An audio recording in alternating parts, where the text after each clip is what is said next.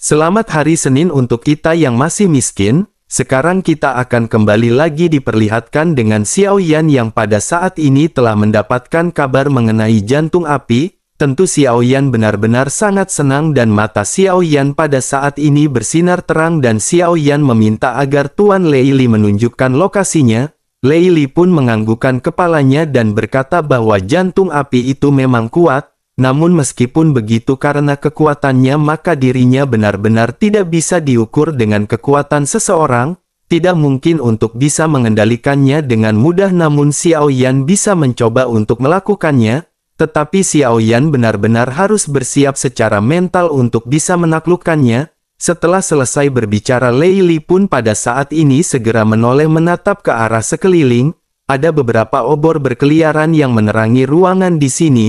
Lei Li lanjut berkata kepada Xiao Yan apakah Xiao Yan melihat obor yang berada di sekitar, mereka telah terbakar selama 1000 tahun dan belum padam sampai saat ini. Xiao Yan pun seketika terkejut dan berdiri dari kolam guntur sebelum akhirnya berjalan menuju ke arah obor. Xiao Yan pada saat ini benar-benar sangat merasa heran. Xiao Yan tidak bisa merasakan suhunya dan meskipun suhunya ada suhu ini benar-benar sangat rendah tetapi meskipun begitu api ini benar-benar tidak mati. Xiao Yan pada akhirnya tanpa sadar bergumam bahwa api ini benar-benar api yang aneh. Tidak ada suhu dari api tersebut dan api ini benar-benar tidak padam. Tetapi meskipun begitu sepertinya api ini masih membutuhkan energi sebagai penopangnya. Terlebih lagi jumlah energi yang dibutuhkan juga tidak akan sedikit. Api ini juga telah menyala selama ribuan tahun dan bagaimana mungkin ini bisa dilakukan? Setelah selesai berbicara Xiao Yan pun dengan cepat berbalik dan lanjut bertanya kepada Lei Li. Xiao Yan bertanya apakah guru bisa menunjukkan lebih banyak api yang seperti ini? Lei Li pun menganggukkan kepalanya dan berkata bahwa Xiao Yan sudah setengah jalan dalam pelatihan tubuh guntur dewa kuno. Sebaiknya Xiao Yan terus berlatih sampai Xiao Yan bisa mencapai kesempurnaan. Akan ada banyak api yang seperti itu di hutan di sisi lain yang juga terbakar dengan api abadi seperti ini. Dirinya akan menunjukkannya setelah Xiao Yan selesai melatih tubuh guntur dewa kuno hingga ke tahap maksimal. Xiao Yan pun segera menjadi tenang setelah mendengar apa yang baru saja diucapkan oleh Lei Li. Xiao Yan juga tersadar bahwa Xiao Yan pada saat ini memang harus meningkatkan kekuatan tubuh fisik miliknya. Kekuatan tubuh fisik ini sangat penting bagi Xiao Yan dan banyak keterampilan bertarung yang dimiliki oleh Xiao Yan membutuhkan spesifikasi kekuatan tubuh fisik. Tinju api Fearless merupakan skill bertarung yang paling banyak digunakan oleh Xiao Yan. Skill bertarung ini membutuhkan kekuatan tubuh yang sangat tinggi karena semakin kuat kekuatan fisiknya maka akan semakin kuat pukulan kekuatan yang bisa ditampung dan dilepaskan dari tinju Fearless. Selain itu ada juga lengan dewa yang memiliki kekuatan yang sangat luar biasa. Untuk menahan kekuatan ini juga diperlukan kekuatan fisik yang sangat kuat. Dengan begitu maka di masa depan jika kekuatan fisik Xiao Yan semakin kuat, kedua serangan ini juga benar-benar akan menampilkan kekuatan serangan yang lebih kuat lagi. Xiao Yan pada akhirnya tidak ragu-ragu lagi dan segera kembali terbang ke udara. Mata Xiao Yan dipenuhi dengan energi dan kegembiraan. Xiao Yan pun memantapkan hatinya dan menatap ke arah Lei Li sebelum akhirnya kembali berteriak dengan keras. Xiao Yan berkata sebaiknya mereka pada saat ini jangan membuang-buang waktu lagi. Guru harus mengeluarkan guntur miliknya sepuas hatinya dan menghantamkannya ke tubuh Xiao Yan. Lei Li pun tertegun beberapa saat sebelum akhirnya tersenyum sinis. Tanpa banyak penundaan lagi dirinya segera mengangkat tangannya dan guntur segera menggelegar di langit. Banyak benturan dan gemuruh pada saat ini kembali terjadi ketika Lei Li membentuk guntur ungu. Xiao Yan pada akhirnya kembali menjalani pelatihan tubuh guntur dewa kuno di bawah arahan dari Lei Li. Di tengah-tengah pelatihan ini sosok Xiao Yan masih terus dihancurkan oleh guntur ungu. Xiao Yan terus-menerus menahan rasa sakit yang dihantarkan dari guntur yang dilesatkan oleh Lei Li. Namun seiring berjalannya waktu dengan tekad yang kuat yang dimiliki oleh Xiao Yan, sosok Xiao Yan pada saat ini perlahan-lahan mulai bisa bertahan. Xiao Yan bahkan pada saat ini tidak menunggu guntur dan sosok Xiao Yan terus melesat untuk menghadapi guntur ungu dari Lei Li. Setelah kehancuran dari tubuhnya, Xiao Yan juga kembali menuju ke kolam guntur untuk memulihkan diri. Setelah pulih, Xiao Yan kembali ke puncak pohon dan proses ini terus berlanjut. Sementara itu bersamaan dengan Xiao Yan yang pada saat ini sedang berlatih, di hutan api yang tidak jauh dari ladang ranjau hampir semua kekuatan telah berkumpul. Di pihak aliansi Dou-Xian, wajah Leng Huai juga pada saat ini masih terlihat sangat jelek. Hal itu dikarenakan sosok Xiao Yan tidak menunjukkan tanda-tanda akan muncul. Bai Ling juga pada saat ini merasa sangat tidak nyaman dan juga khawatir terhadap Xiao Yan. Seiring dengan berjalannya waktu, pembatasan di hutan api juga pada saat ini benar-benar melemah. Seiring dengan melemahnya pembatasan ini, nyala api juga pada saat ini semakin redup. Semua orang pada saat ini bersiap untuk menunggu waktu yang tepat agar mereka bisa memasuki hutan api ini. Pada saat ini ada juga ribuan orang yang tidak jauh dari posisi dari orang-orang aliansi Dou-Xian. Orang-orang ini mengenakan jubah merah menyala dengan tulisan besar yang bertuliskan api di dada masing-masing.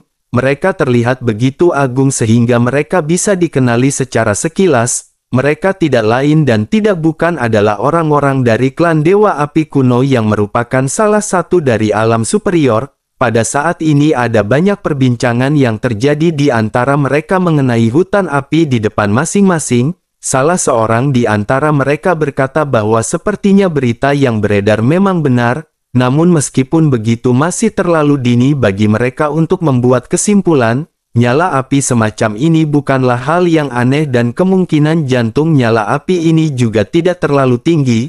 Menanggapi hal tersebut, salah seorang lainnya segera berkata bahwa jika melihat kekuatan atau panasnya, jantung api ini sepertinya mirip dengan jantung api abadi yang menduduki peringkat ketiga dalam daftar jantung api agung. Beberapa orang di antara kerumunan pada saat ini terkejut mendengar nama jantung api yang berada di peringkat ketiga. Salah seorang di antara mereka pada saat ini berkata, bukankah jika begitu permasalahannya berarti klan Dewa Api kuno akan memiliki jantung api kedua? Dengan cara seperti ini maka klan mereka benar-benar akan meningkatkan kekuatannya dengan sangat pesat. Mendengar hal tersebut, orang-orang dari klan Dewa Api kuno pada saat ini tampak terlihat sangat senang. Namun bersamaan dengan orang-orang yang pada saat ini berbincang-bincang, mereka pada saat ini tertarik dengan kemunculan dari banyak sosok di tengah hutan. Sosok-sosok ini terlihat sangat kuat dengan banyak binatang ajaib yang mengikuti mereka. Jika Xiao Yan melihat dua sosok yang memimpin kelompok ini, Xiao Yan pada saat ini pasti akan mengenalinya.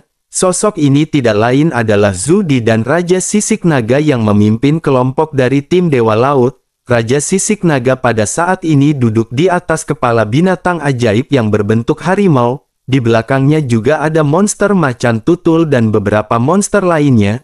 Zhu Di dan Raja Sisik Naga pada saat ini terlihat sedikit berbincang-bincang sambil mendekati pembatas. Jika Xiao Yan pada saat ini menatap ke arah Raja Sisik Naga, Xiao Yan benar-benar akan segera bisa mendeteksi aura dari Raja Sisik Naga. Xiao Yan pasti akan terkejut dengan perkembangan yang dimiliki oleh Raja Sisik Naga. Setelah pertempuran dan kekalahan di Bintang Hong Meng, kekuatan Raja Sisik Naga baru mencapai tingkat Dou-Xian Bintang 6. Namun pada saat ini aura yang terpancar dari Raja Sisik Naga telah mengalami perubahan yang kualitatif. Sosoknya pada saat ini sudah tidak lagi berada di tingkat Dou-Xian dan telah menembus tingkat Dou-God. Sementara itu Zhu Di pada saat ini juga telah mengalami peningkatan, tetapi peningkatannya tidak terlalu signifikan. Zhu Di masih seorang Dou-Xian tetapi kekuatannya telah mencapai Dou-Xian Bintang 8. Peningkatan Zhu Di yang sangat cepat ini juga karena setetes esensi darah dari Raja Sisik Naga. Zhu Di adalah orang dari klan Dewa Laut dan garis keturunan leluhur mereka sangatlah tipis. Oleh karena itu dengan bantuan setetes esensi darah dari Raja Sisik Naga, garis keturunan ini menjadi semakin kental. Inilah yang pada akhirnya membuat orang-orang dari klan Dewa Laut benar-benar mengalami peningkatan. Oleh karena itu orang-orang dari klan Dewa Laut pada saat ini benar-benar menghormati Raja Sisik Naga dan benar-benar berusaha untuk melindunginya. Di tengah-tengah perbincangan di antara Zhu Di dan Raja Sisik Naga pada saat ini, Zhu Di melihat orang-orang dari aliansi Dou-Xian. Zhu Di berkata bahwa itu semua adalah orang-orang dari aliansi Dou-Xian. dirinya telah mendengar bahwa ada banyak yang mulia yang didatangkan ke tempat ini kali ini. Begitu Raja Sisik Naga mendengar nama aliansi Dosian, matanya pada saat ini terlihat sedikit memerah, dipenuhi dengan amarah. Menyadari hal tersebut, Zudi pada akhirnya segera berkata kepada Raja Sisik Naga bahwa kekuatan Raja Sisik Naga memang meningkat dengan sangat cepat, tetapi fondasi dari aliansi Dosian ini benar-benar sangat kuat. Dengan begitu masih terlalu dini bagi mereka untuk mengambil tindakan balas dendam. Mendengar hal tersebut, Raja Sisik Naga pada saat ini hanya terdiam dan menatap tajam ke arah orang-orang dari aliansi Dosian. Raja Sisik Naga memang memiliki temperamen yang buruk, tetapi Raja Sisik Naga bukanlah orang yang bodoh. Dirinya juga menyadari bahwa pada saat ini dengan kemampuan dan kekuatannya mereka tidak akan bisa bersaing dengan orang-orang aliansi Dosian. Raja Sisik Naga pada akhirnya menghela nafas sebelum akhirnya berkata agar Zudi jangan khawatir. Selama Raja Sisik Naga masih hidup maka balas dendam ini akan terjadi cepat atau lambat. Terlebih lagi dirinya juga pada saat ini memiliki intuisi bahwa bocah yang bernama Xiao Yan itu masih hidup. Tidak mungkin bagi bocah seperti Xiao Yan itu bisa mati dengan mudah. Hanya saja pada saat ini mereka tidak tahu keberadaan dari bocah tersebut, tetapi dirinya yakin mereka pada saat ini hanya harus menunggu. Mendengar apa yang dikatakan oleh Raja Sisik Naga, Zudi pada saat ini hanya bisa mengangguk menyetujuinya. Bersamaan dengan perbincangan keduanya pada akhirnya sebuah suara pada saat ini segera terdengar. Penantian semua orang yang berlangsung lama pada akhirnya telah tiba dengan suara yang berkata bahwa pembatasan pada saat ini benar-benar menghilang. Setelah suara tersebut terdengar, semua pasukan yang telah lama menunggu pada saat ini menjadi gelisah. Semua orang pada akhirnya bergegas maju menuju ke area hutan api yang sangat luas. Bailing juga pada saat ini masih menoleh ke belakang, tetapi dirinya masih tidak melihat keberadaan dari Xiao Yan. Dirinya juga tidak menerima pesan apapun dari Xiao Yan dan semakin lama waktu berlalu semakin tidak nyaman perasaan Bailing. Sementara itu Leng Huai pada saat ini juga sedikit menoleh ke arah Bailing. Leng Huai lanjut berkata, sepertinya Xiao Feng ini mati di luar dan tidak akan kembali. Setelah selesai berbicara, senyum sinis pada akhirnya segera terpancar dan dirinya pada saat ini segera berteriak menuju ke semua orang. Dirinya berkata agar mereka menyatukan tim dan bersiap untuk segera pergi. Sosoknya seketika melambaikan tangannya dan pada saat ini semua orang pada akhirnya bergegas masuk ke kedalaman hutan api. Begitu semua orang memasuki hutan api pada saat ini mereka benar-benar terkejut. Banyak seruan yang bergumam bahwa di tempat ini begitu banyak origin ki yang berkilau. Pada saat ini semua orang bisa melihat ada banyak origin ki berkilau yang berkisar antara 1, 2 hingga 3 warna. Meskipun tidak ada yang 4 warna ke atas, tetapi semua orang pada saat ini merasa sangat senang. Mereka pun segera mengumpulkan sumber energi tersebut sebelum akhir semua orang segera kembali memasuki kedalaman hutan. Namun semakin dalam mereka masuk, mereka pada saat ini menemukan bahwa suhu api juga menjadi semakin tinggi. Terdengar banyak jeritan dari beberapa prajurit yang berada di depan yang pada akhirnya terbakar oleh api. Api yang membakar orang-orang ini benar-benar terlihat sangat aneh. Api ini tidak membakar orang-orang tersebut secara langsung melainkan secara bertahap. Api ini seolah-olah tertanam di jantung mereka sebelum akhirnya keluar dari pori-pori kulit masing-masing. Semua orang juga pada saat ini benar-benar bergetar karena jika menilai dari jeritan orang-orang ini tampaknya api yang membakar mereka benar-benar memberikan rasa sakit di jantung yang sangat kuat. Pada akhirnya melihat kejadian tersebut hanya orang-orang kuat yang pada saat ini bergegas maju. Sementara itu mereka yang terlemah dikumpulkan di bagian terluar untuk mengumpulkan sumber energi. Leng Huai juga pada saat ini memimpin belasan orang dengan kekuatan Dogat bintang 2 ke atas untuk bergegas masuk. Seiring dengan banyak orang yang masuk pada saat ini sumber energi berkilau juga menjadi semakin meningkat. Meskipun jumlah mereka tidak sebanyak di awal, tetapi jumlah warna yang mereka miliki pada saat ini sangat tinggi. Semua orang terlihat sangat gembira melihat sumber energi berkilau yang memiliki kisaran di antara 4, 5 hingga 6 warna. Tetapi meskipun begitu mereka pada saat ini juga dihadapkan dengan banyak kepala yang bermunculan dari kedalaman hutan api. Begitu sosok-sosok ini mendekat ternyata semua ini adalah binatang ajaib. Binatang-binatang ini benar-benar sangat aneh dengan tubuh yang pada saat ini diselimuti oleh api. Kekuatan mereka juga benar-benar tidak bisa diremehkan. Semua orang pada saat ini benar-benar harus berhati-hati berhadapan dengan banyak binatang iblis yang diselimuti oleh api. Pada akhirnya dengan kemunculan monster-monster ini kecepatan dari setiap orang juga benar-benar melambat. Mau tidak mau pada saat ini mereka harus bertempur berhadapan dengan banyak monster yang cukup kuat. Hanya dalam waktu singkat pada akhirnya segera terjadi suara pertarungan yang bergema di seluruh lautan hutan api. Sementara itu kembali ke Xiao Yan yang pada saat ini masih menempat tubuh guntur dewa kuno. Xiao Yan benar-benar menggertakkan giginya ketika menerima guntur ungu yang sangat kuat. Namun pada saat ini Xiao Yan benar-benar bisa bertahan menghadapi guntur ungu yang menggelegar. Xiao Yan masih menahan rasa sakit akibat serangan dari guntur ungu. Namun kali ini tidak ada lagi lubang berdarah yang muncul di tubuh Xiao Yan. Hanya ada rasa sakit yang pada saat ini membuat Xiao Yan terpaksa menggertakkan giginya. Lei Li juga pada saat ini menyipitkan matanya ketika dirinya menatap ke arah Xiao Yan. Lei Li merasa bahwa kesuksesan Xiao Yan sudah dekat dan Lei Li pada saat ini menghela nafas. Lei Li pada akhirnya segera berkata kepada Xiao Yan karena Xiao Yan dapat menahan guntur ungu sepenuhnya. Itulah saat Xiao Yan berhasil mengolah tubuh guntur dewa kuno. Mendengar hal tersebut Xiao Yan pada saat ini masih menggertakkan gigi menstabilkan kekuatan guntur yang mengalir di tubuhnya. Rasa sakit di wajah Xiao Yan pada akhirnya berangsur-angsur memudar dan lengan Xiao Yan pada saat ini segera terbuka. Petir yang tidak terhitung jumlahnya segera melonjak ke arah Xiao Yan dari langit dan Xiao Yan pada saat ini seketika menghela nafas. Dengan nafas panjang ini Xiao Yan pun bergumam bahwa tubuh guntur dewa kuno akhirnya selesai. Bersamaan dengan Xiao Yan yang pada saat ini menyelesaikan pelatihannya tiba-tiba sesosok tubuh pada saat ini melesat ke arah Xiao Yan. Xiao Yan juga menyadari hal tersebut dan Xiao Yan menoleh menatap ke arah tinju kecil yang melesat. Xiao Yan seketika sedikit tersenyum menyadari bahwa sosok ini adalah sosok Lamire. Sosoknya membawa tinju berlapis guntur melesat ke arah wajah Xiao Yan. Xiao Yan pada saat ini segera melambaikan tangannya dan kekuatan guntur dari Lamire pada saat ini menghilang.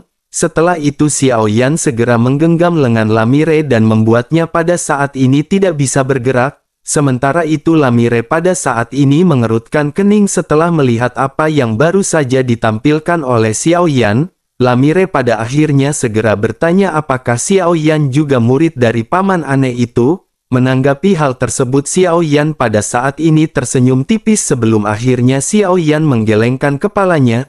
Lamire pun seketika berteriak bahwa Xiao Yan benar-benar pembohong. Jika dirinya bukan murid dari paman aneh tersebut bagaimana mungkin dirinya bisa memiliki tubuh guntur dewa kuno. Setelah selesai berbicara Lamire pada saat ini terlihat marah dan berusaha untuk melepaskan genggaman Xiao Yan. Xiao Yan hanya bisa tersenyum dan pada saat ini mau tidak mau segera melepaskan sosok Lamire. Xiao Yan hanya bisa melihat sosok Lamire yang merupakan reinkarnasi dari gurunya yakni Dewa Guntur sebelumnya pergi ke dalam hutan. Xiao Yan pun hanya bisa menghela nafas menggelengkan kepalanya sebelum akhirnya Xiao Yan menoleh ke arah Lei Li. Xiao Yan pada saat ini memiliki beberapa pertanyaan di dalam benaknya. Dengan sedikit mengerutkan kening Xiao Yan bertanya kepada Lei Li apakah tidak ada cara lain untuk menghadapi energi iblis di dalam tubuhnya. Mendengar apa yang dikatakan oleh Xiao Yan, Lei Li pun pada saat ini menghela nafas dan menggelengkan kepalanya. Lei Li pada akhirnya segera berkata kepada Xiao Yan bahwa sesungguhnya memang ada satu metode lagi. Sesungguhnya dapat dikatakan bahwa energi iblis ini sama seperti racun yang berada di dalam tubuh seseorang.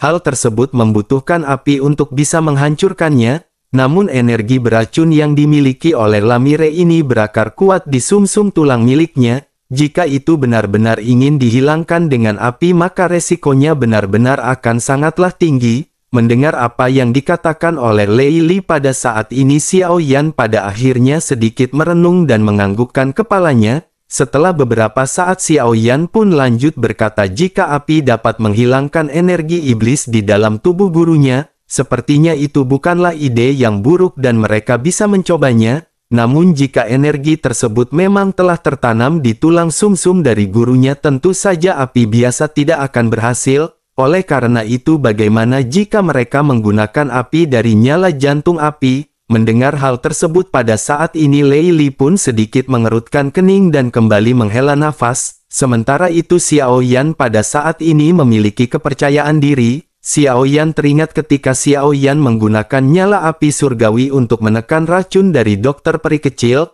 Hanya saja pada saat ini tingkat penggunaan apinya jauh lebih tinggi. Beruntung Xiao Yan pada saat ini memiliki jantung api putih yang berada di dalam tubuhnya.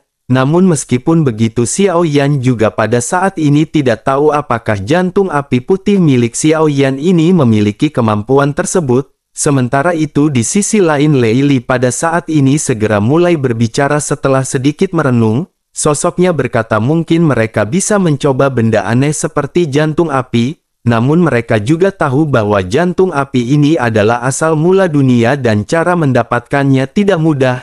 Bahkan Yang Mulia juga tidak berani mengklaim bahwa dirinya dapat mengontrol asal-usul dunia sesuka hatinya. Mendengar apa yang dikatakan oleh Lei Li, Xiao Yan pada saat ini sedikit tersenyum dan berkata, sebenarnya itu bukanlah hal yang tidak mungkin. Lei Li seketika menoleh ke arah Xiao Yan dengan penuh keterkejutan. Lei Li berpikir bahwa Xiao Yan pada saat ini tampaknya benar-benar sangat banyak omong kosong. Lei Li berpikir Xiao Yan memang memiliki api yang kuat di dalam tubuhnya, tetapi dengan api yang seperti itu mereka benar-benar tidak akan bisa mencapai tujuan. Lei Li pada akhirnya dengan sedikit marah segera berkata kepada Xiao Yan bahwa meskipun Xiao Yan mempraktikkan jalan api, meskipun jantung api mungkin adalah impian utama dari Xiao Yan, tetapi hal tersebut benar-benar tidak akan bisa untuk dikendalikan. Meskipun jantung api ini bisa ditemukan dan bisa dikendalikan, tetapi prosesnya benar-benar akan sulit dan membutuhkan banyak waktu. Mereka yang memiliki jantung api juga di sepanjang 3000 alam bisa dihitung dengan sebelah tangan. Selain itu, selama hidupnya dirinya juga benar-benar belum pernah melihat orang yang memiliki jantung api. Mendengar apa yang baru saja diucapkan oleh Lei Li pada saat ini, Xiao Yan masih tersenyum dan sedikit menghela nafas. Tanpa banyak basa-basi lagi, Xiao Yan pada saat ini menutup matanya dan setelah Xiao Yan membuka matanya, sebuah lingkaran cahaya muncul di mata Xiao Yan ketika Xiao Yan berteriak mengeluarkan Yao Beng. Xiao Yan mengendalikan kekuatan Yao Beng seminimal mungkin dan dengan kekuatan yang dimiliki oleh Lei Li, maka Yao Beng hanya akan membuatnya linglung sesaat. Namun meskipun begitu, baru kali ini seluruh tubuh Lei Li terasa seperti terpisah antara jiwa dan tubuh fisiknya. Tidak butuh waktu lama bagi Lei Li untuk tersadar dan matanya pada saat ini langsung tertuju ke arah Xiao Yan. Lei Li memperhatikan aura di mata Xiao Yan dan bertanya apa yang telah Xiao Yan lakukan. Menanggapi hal tersebut, Xiao Yan pada akhirnya segera berkata bahwa ini adalah jantung api peringkat ke-6, yakni Bai Yan atau jantung api putih. Mendengar hal tersebut, mata Lei Li pada akhirnya tiba-tiba menyusut dan dirinya benar-benar dipenuhi dengan ketidakpercayaan. Pada saat sebelum, Lei Li memang mendeteksi ada kekuatan api yang sangat kuat di dalam tubuh Xiao Yan. Awalnya dirinya berpikir bahwa itu adalah jantung api, tetapi sepertinya itu benar-benar tidak mungkin. Namun pada akhirnya pada saat ini dengan penuh ketidakpercayaan, Lei Li benar-benar tahu bahwa api yang berada di dalam tubuh Xiao Yan adalah jantung api. Di tengah-tengah kebingungannya, Lei Li pada saat ini tanpa sadar bergumam bagaimana mungkin itu bisa terjadi. Menanggapi kebingungan dari Lei Li, Xiao Yan pada saat ini hanya bisa tersenyum. Sementara itu Lei Li pada akhirnya kembali tersadar dan berkata bahwa ini benar-benar luar biasa. Dirinya khawatir selain Xiao Yan yang memiliki jantung api, hanya ada klan Dewa Api kuno yang memiliki jantung api juga. Namun yang menakjubkan pada saat ini adalah bahwa mereka tidak mengendalikan jantung api di satu orang. Mereka mengontrol kekuatan jantung api untuk orang banyak. Sementara itu Xiao Yan pada saat ini benar-benar menguasai jantung api ini sendirian. Tampaknya Xiao Yan benar-benar putra takdir dan Xiao Yan benar-benar seseorang yang luar biasa. Namun meskipun Xiao Yan pada saat ini memiliki jantung api, jika Xiao Yan pada saat ini ingin membantu Lamire untuk mengusir energi iblis tersebut, kemungkinan memang ada, tetapi energi guntur di dalam tubuh Lamire ini telah menembus jauh ke dalam tulangnya. Jika mereka ingin secara paksa menyingkirkannya, maka hidup dari Lamire akan sangat terancam.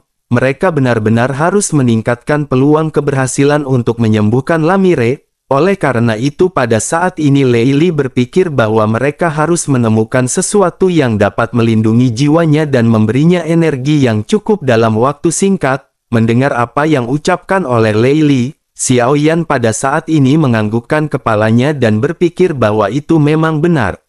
Kemungkinan kegagalannya masih sangat tinggi, terlebih lagi cara spesifiknya belum diketahui. Jika begitu permasalahannya, maka sepertinya pada saat ini yang terbaik bagi Xiao Yan adalah mendapatkan jantung api lainnya ke dalam tubuh Xiao Yan. Dengan adanya 2 jantung api maka peluangnya juga akan semakin tinggi. Memikirkan hal ini, Xiao Yan pada akhirnya segera bertanya kepada Lei Li, apakah guru tahu jantung api peringkat manakah ini? Lei Li pun pada saat ini merenung sebelum akhirnya menjawab Xiao Yan. Sosoknya berkata bahwa dirinya tidak tahu banyak tentang jantung api, tetapi nama dari jantung api ini seharusnya disebut dengan api keabadian.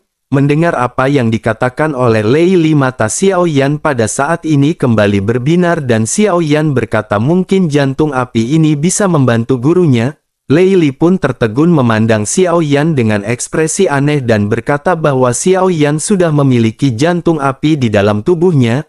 Apakah Xiao Yan pada saat ini masih ingin mendapatkan jantung api ini? Jantung api benar-benar sangat kuat sehingga satu pihak saja akan dapat mengejutkan pihak lainnya. Meskipun keduanya sama-sama api tetapi mereka memiliki karakteristik yang berbeda. Keduanya tentu saja akan benar-benar berhadapan satu sama lain setelah memasuki tubuh Xiao Yan. Kekuatan keduanya benar-benar tidak bisa dianggap enteng karena mereka benar-benar dapat mempengaruhi dunia. Dengan begitu maka permasalahan ini tidak boleh dianggap sembarangan. Meskipun Xiao Yan adalah reinkarnasi dari Yang Mulia tetapi mereka tidak bisa melakukan hal tersebut dengan gegabah. Mendengar hal tersebut Xiao Yan pada saat ini tersenyum sebelum akhirnya segera mulai kembali menjelaskan. Xiao Yan berkata bahwa di dunianya sebelumnya Xiao Yan telah mencoba hal seperti ini sebelumnya. Oleh karena itu pada saat ini Xiao Yan benar-benar memiliki keyakinan dan sangat percaya diri. Oleh karena itu pada saat ini Tuan Lei Li jangan khawatir. Sebaiknya pada saat ini Tuan Lei Li mengantar Xiao Yan untuk pergi ke tempat di mana jantung api tersebut berada. Melihat ketegasan di wajah Xiao Yan, Lei Li pada saat ini tidak bisa lagi menolak keinginan Xiao Yan. Pada akhirnya Lei Li menganggukkan kepalanya dan berkata karena Xiao Yang sudah mengambil keputusan, dirinya pada saat ini benar-benar tidak bisa mengatakan banyak hal lagi. Tetapi dirinya tidak bisa mengantar Xiao Feng ke sana dan sebaiknya Xiao Feng membawa benda ini. Setelah selesai berbicara Lei Li mengeluarkan sekuntum bunga berwarna kuning dan menyerahkannya kepada Xiao Yan. Lei Li berkata bahwa ini adalah bunga yang dirinya petik dari tempat di mana jantung api berada. Oleh karena itu bunga ini akan menuntun Xiao Yan ke tempat di mana jantung api tersebut berada. Namun sebelum itu Lei Li pada saat ini akan memberikan sesuatu kepada Xiao Yan seperti apa yang dijanjikan oleh Lei Li sebelumnya. Dirinya akan mengajari Xiao Yan teknik latihan fisik ke tingkat yang baru. Xiao Yan bisa mengandalkan guntur untuk mempelajari teknik tersebut tetapi ini berbeda dengan tubuh guntur dewa kuno. Tubuh guntur dewa kuno adalah Xiao Yan yang ditempa oleh guntur untuk memperkuat tubuhnya. Tetapi teknik ini adalah menggunakan tubuh untuk menahan guntur dan menjadikan guntur yang nyata sebagai serangan. Mendengar hal tersebut Xiao Yan pada saat ini sedikit terkejut tetapi Xiao Yan juga sedikit bersemangat. Xiao Yan juga pada saat ini mengambil bunga yang pada saat sebelumnya diserahkan oleh Lei Li. Xiao Yan pada akhirnya mengangguk menyetujui apa yang baru saja dikatakan oleh Lei Li. Sementara itu Lei Li pada saat ini segera mengeluarkan kekuatan guntur dari dalam tubuhnya. sosoknya seketika menatap ke arah langit sebelum akhirnya sosoknya segera membuka mulutnya. Seluruh ladang ranjau pada saat ini seketika menyusut dan segera berada tepat di hadapan Lei Li. Meskipun kekuatan guntur ini menyusut tetapi suara gemuruh masih bergema dan bergetar di seluruh langit. Xiao Yan juga pada saat ini bisa merasakan bahwa kekuatan dari guntur yang diperkecil ini masih sangat kuat. Sementara itu Lei Li segera menjelaskan kepada Xiao Yan bahwa ini adalah lautan guntur miliknya. Hari ini dirinya akan berbagi lautan guntur kepada Xiao Yan dan ini merupakan sebuah benih. Saat Xiao Yan berlatih di masa depan maka semakin banyak guntur di lautan guntur Xiao Yan. Dengan begitu akan semakin banyak guntur yang bisa diledakkan oleh Xiao Yan.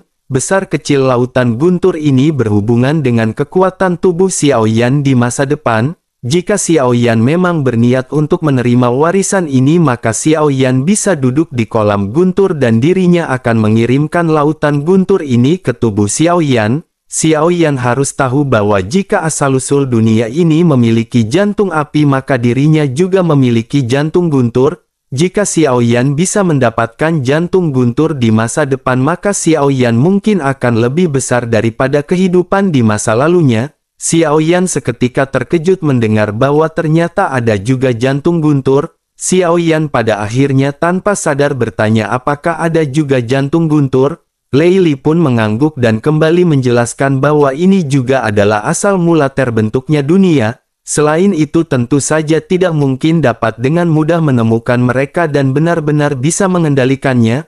Bahkan tidak banyak di antara mereka yang bahkan memikirkan untuk bisa mendapatkan jantung guntur ini. Di masa depan dengan menelan jantung guntur yang kuat maka akan dapat meningkatkan lautan guntur di dalam dantian Xiao Yan. Mendengar apa yang dijelaskan oleh Lei Li, Xiao Yan pada akhirnya menjadi semakin bersemangat dan Xiao Yan pada saat ini kembali terjun ke kolam guntur. Bersamaan dengan hal tersebut Lei Li juga pada saat ini segera mentransfer lautan guntur miliknya. Dalam waktu singkat proses transfer ini benar-benar berhasil dan hal tersebut benar-benar membuat Lei Li seketika terkejut. Lei Li pada akhirnya tanpa sadar bergumam bahwa ini lebih cepat daripada yang dirinya kira. Tampaknya bocah ini benar-benar ditakdirkan dan dirinya pada saat ini benar-benar merasa lega. Setelah proses transfer ini berhasil pada akhirnya Lei Li segera memberitahu Xiao Yan. Xiao Yan pun segera membuka matanya dan Xiao Yan pada saat ini segera menangkupkan tangannya kepada Lei Li. Xiao Yan dengan tulus mengucapkan terima kasih kepada Lei Li atas hadiah yang baru saja diberikan kepada Xiao Yan. Sementara itu Lei Li pada saat ini mengangguk dan berkata bahwa lautan guntur ini akan berada di dalam dantian Xiao Yan. Lautan guntur ini tidak akan memiliki efek apapun kepada Xiao Yan jika Xiao Yan tidak menggunakannya. Xiao Yan bisa mengaktifkannya untuk berlatih dan semuanya telah diberikan kepada Xiao Yan. Mendengar hal tersebut Xiao Yan pun mengangguk dan pada saat ini kembali mengucapkan terima kasih kepada Lei Li.